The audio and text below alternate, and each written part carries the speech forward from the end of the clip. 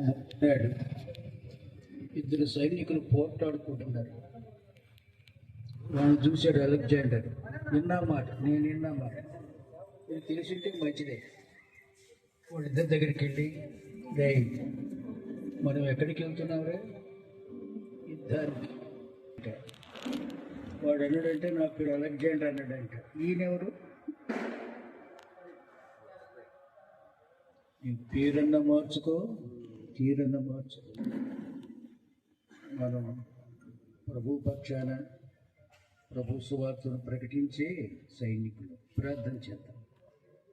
ప్రేమ కలిగిన తండ్రి, ప్రభు స్తోత్రమైన నిన్నటి దినం అద్భుతమైన తండ్రి, జీవముగల దేవ, గొప్పదైన నీ నామను బట్టి స్తోత్రం చెల్లిస్తున్నాం.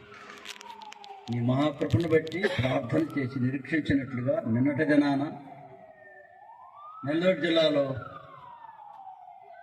నీ మహాకృపను చెప్పి టౌనంతయు నీ స్వార్థ ప్రకటించడానికి సహాయం చేశారు. ఆయా జిల్లాల నుంచి మా ప్రియులు యానులతో వచ్చారు. ఎంతో ప్రయాసతో తిరిగారు.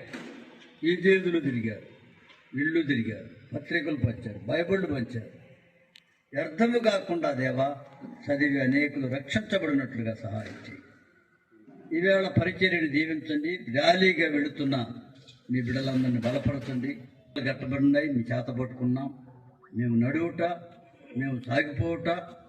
అన్ని జనులైన వారు అనేకులు ఏదల్లో చూస్తున్నారు, టౌన్లో చూస్తున్నారు. మేమే ఒక స్వార్థగా వారికి ఉండాలి.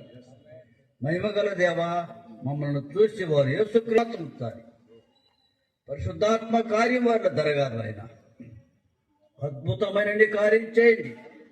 ప్రతి ఆటంకాన్ని పడగొట్టండి. నీ నామాన్ని మహిమపరచుకోండి ప్రభువా.